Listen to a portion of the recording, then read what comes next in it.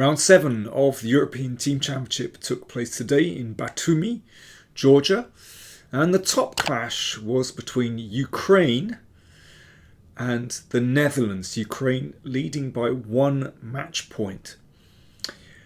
And this was a really tight contest. 3 of the games ended in a draw and 1 was decisive.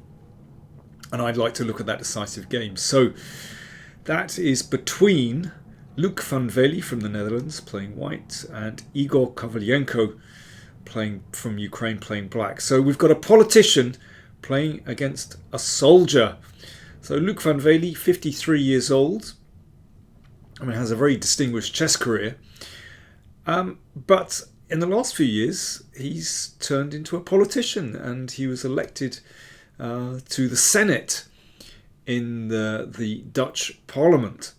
And Igor Kovalenko, also a very distinguished chess career, but in the last couple of years he has been fighting in the Ukrainian army. My goodness. So this was a really fascinating game, and I've got a very nice think and drink moment for you halfway through, which I think you're going to enjoy. So let's plunge in. Van Wely started with d4. And it was a very classical start as Kovalenko planted the pawn on d5. And this can lead to all kinds of different openings. Queen's Gambit declined, Ragozin, Slav, Queen's Gambit exchange variation, Tarrasch, all kinds of things. Anyway, Kovalenko took on c4. And play sharpens now after e4. So if white can simply recapture, I think you can see that with those pawns in the middle, then white is doing pretty well. But this is a very trendy line. b5. So if knight takes b5, knight takes e4. So therefore e5, knight hops into d5. And only then knight takes b5. So it looks very strange for black, this position, considering that this pawn is pretty weak. You know, these double pawns. If white can just take here, then white will be a pawn up with a beautiful position. So this move is absolutely essential, knight b6. It looks very strange, but actually just about holding onto the c4 pawn. And that pawn is really important. I know black's structure looks like a wreck, but in holding the c4 pawn, it prevents the bishop coming to d3, which is a fantastic diagonal for attack. And black has certain advantages here. I mean, being able to control that d5 square is very important.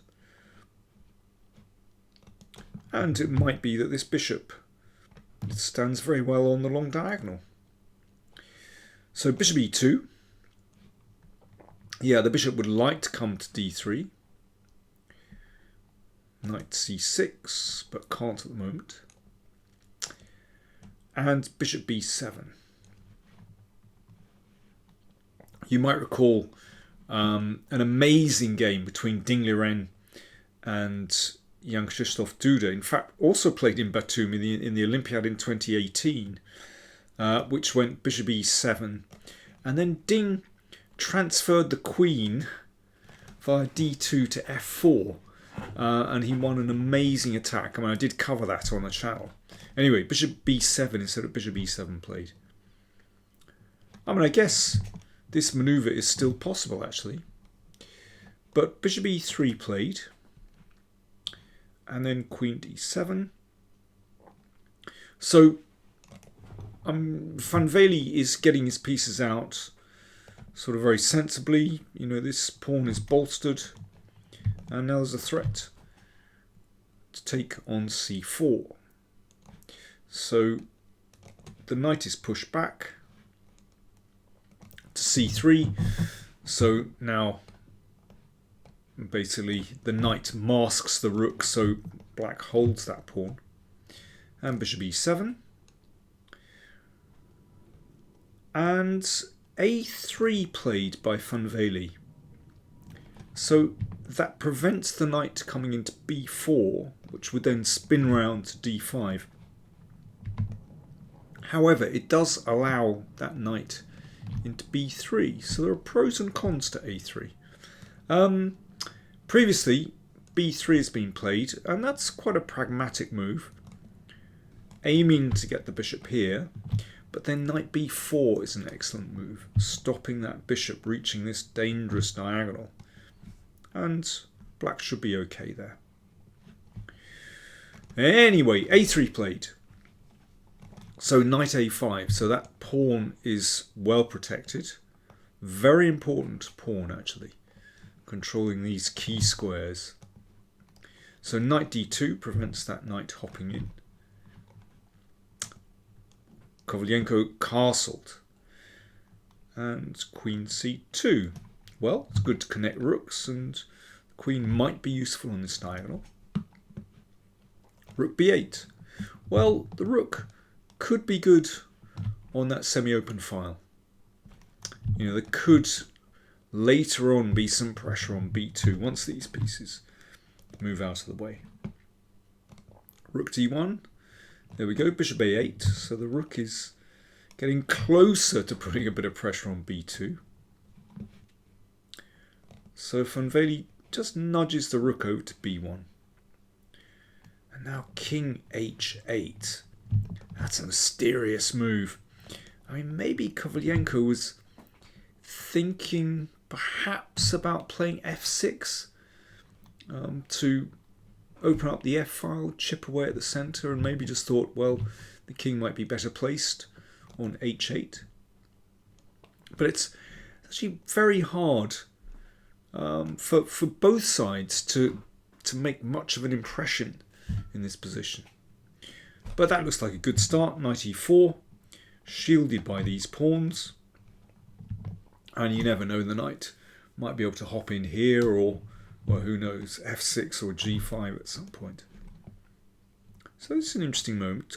Kovalenko played queen c6, so obviously lining up on the long diagonal. And after bishop f3, he then brought the queen back to e8. So he wanted to drag the bishop to f3. So that takes some pressure off the c4 pawn. And he's not worried about the bishop on f3 because it's countered by the bishop on a8. As I said, it's very difficult for either side to make progress here. Bishop g5 played. So perhaps Wely is hoping that after this exchange, you never know, this square might be available for the knight. Knight b3, the knight hopped in. So that controls these squares and looks at the d4 pawn. Queen e2, shuffling over. If the queen could reach the king side, then white could think about an attack, but it's really not easy at the moment. Exchange on g5 and queen e7. I think that exchange, I mean, it was a bit surprising that Wely went for this, because Kovalenko now has just a little bit more room. The rooks are connected. For example, h4 protects the knight, but was pushed away anyway. And now an exchange of bishops here. And interesting, Wely just wants to leave that knight on g5. Well, if that's taken, then we have a typical kind of Greek gift position. But there's no need to take that. Of course, it wasn't necessary to play the knight to e4. Simply knight f3 was possible. Anyway, knight e4. But yeah, it's possible to safely ignore that knight on g5 and rook d8, putting some pressure here. So now the knight dropped back to defend. Now I think it's clear that, you know, over the last few moves, black's position's definitely improved. You know, the exchange of pair of minor pieces, or two pairs of minor pieces I should say, has definitely benefited black, because you can see the rooks have been able to double, and there's pressure on that pawn on d4, which makes it very hard for white to turn to the king side, which is really where white wants to be attacking using this space. But it's just not happening here. Not with all this pressure down the d file.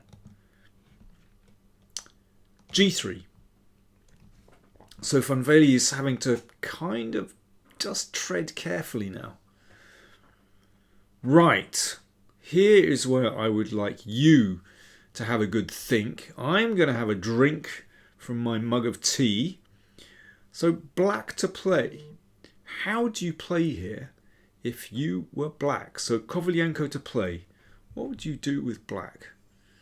Cheers. Do you want to improve your chess? Get exclusive access to live masterclasses with yours truly? Get hot opening ideas?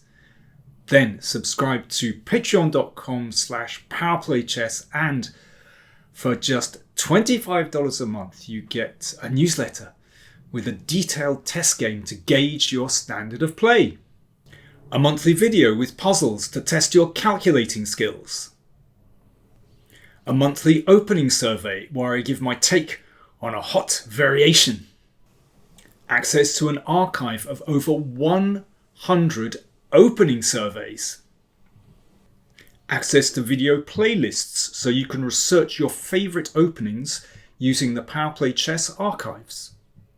And as a patron, you are able to join in the exclusive live masterclasses where you can ask me questions directly.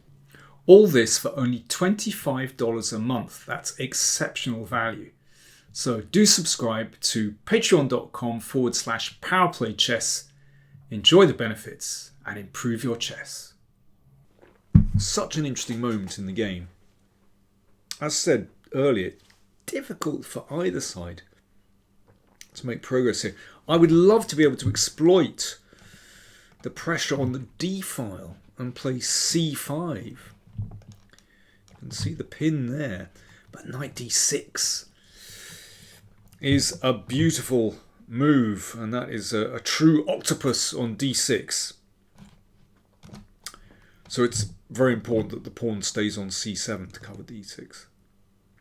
Kovalenko played a beautiful move, queen f8. King g2 from Van Wely, you know, he's just waiting, and queen g8. Knight c3, queen h7. Wonderful maneuver.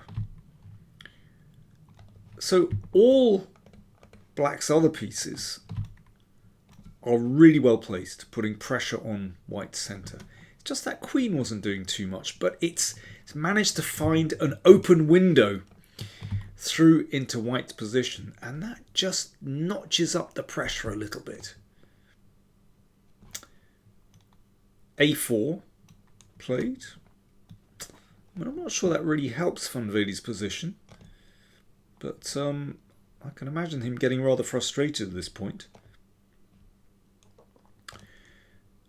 King g8. Okay, so that's just keeping hold of f7 in case this rook should want to move up the board, in case this capture is available.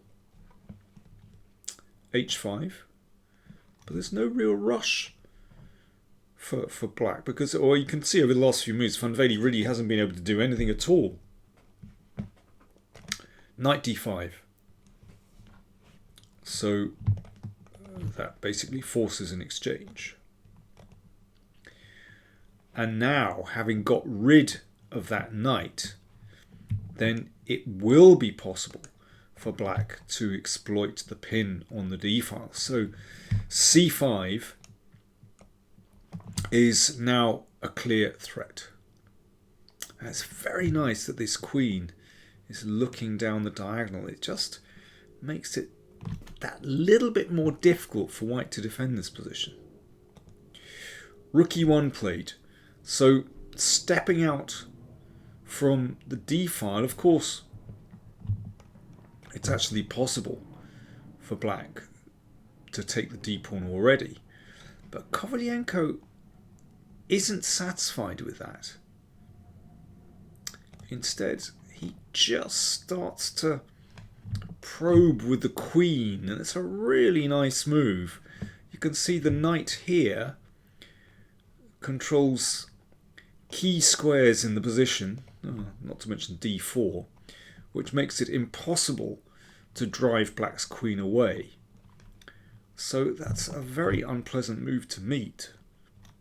And sooner or later this will be really, really strong when black takes, and then, perhaps the rook comes down to the second rank, for example. So Van Wely decides, okay, can't live with that queen on c2, better exchange it off. And again, this is a moment where it would be so easy to grab that pawn. But in the rook and pawn endgame, well, then the weakness of those pawns starts to tell. It could be that black wins a pawn, but very, very difficult to win that position. So instead of taking here, Kovalenko just ducked away. He played rook b8. Excellent move. You can see that these pieces of white's dreadfully placed. They're just looking at d4 and e5, but really they don't have any good squares to move to. Whereas Kovalenko has a very clear plan to advance the rook to b4 and take on a4. That's why I think a4 from Van Wely earlier was a little bit dubious. g4, but this really isn't going anywhere. Now, possible to take here, but c5 is even stronger. That's what I love about Kovalenko's play. He's not satisfied with a kind of easy material grab. Instead, he's extracting the maximum from the position. So c5, obviously threat to take here. Whoops, or even here. So that was exchanged off, but now the knight comes back to the position, centralizes, hits the rook, looks at d3, also looks at a4. Really unpleasant. Rook d4, but this doesn't help at all. If rook e3, then knight takes a4 is tremendous for black. So rook d4 played, an exchange, and it's really interesting to see that this pawn, which, roundabout move, let me see, move 7, it's hard to imagine this pawn would actually turn into a real strength. But if we come back to the game, that pawn has survived and now plays a decisive role in the game. c3, great move. So again, exploiting a pin, opening up the rook towards the knight, and this is winning. And another excellent move, instead of taking on b2, rook b3, looking at white's king. And if the king moves back, then the knight hops in, and basically this just wins a piece. Pawn is going through with an easy win for black. And in the game, knight takes a5 played, and winning move, final move, c2 check. And when the rook is taken, pawn takes and black gets a queen, and that really is the end of the game. Superb win by Igor Kovalenko, really outplaying Luc Van Wely. It's a very strange pawn structure, but I think, interesting manoeuvring from Kovalenko. He's happy to hold this position.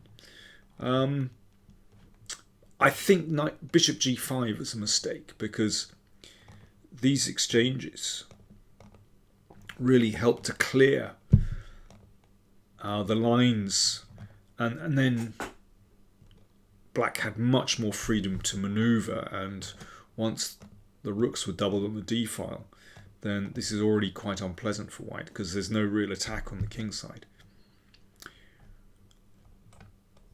Excellent game from Kovalenko. So that meant that Ukraine won the match 2.5, 1.5, so they get 2 match points for that. And if we look at the standings, let me see. So after 7 rounds, so just 2 rounds to go, rounds 8 and 9 to go, Ukraine extend their lead. They have 13 points. They will play Azerbaijan in round 8, who have 11 points. And then board 2, England, 10 points against the Netherlands, 10 points. Serbia 10, Germany 9, Romania 10, Hungary have 8. So it's fascinating with 2 rounds to go. If Ukraine can defeat Azerbaijan, then that means they will win the tournament with a round to spare. So another big match tomorrow. So Ukraine against Azerbaijan, England against Netherlands, the top battles. I'll be reporting back. Thanks for watching.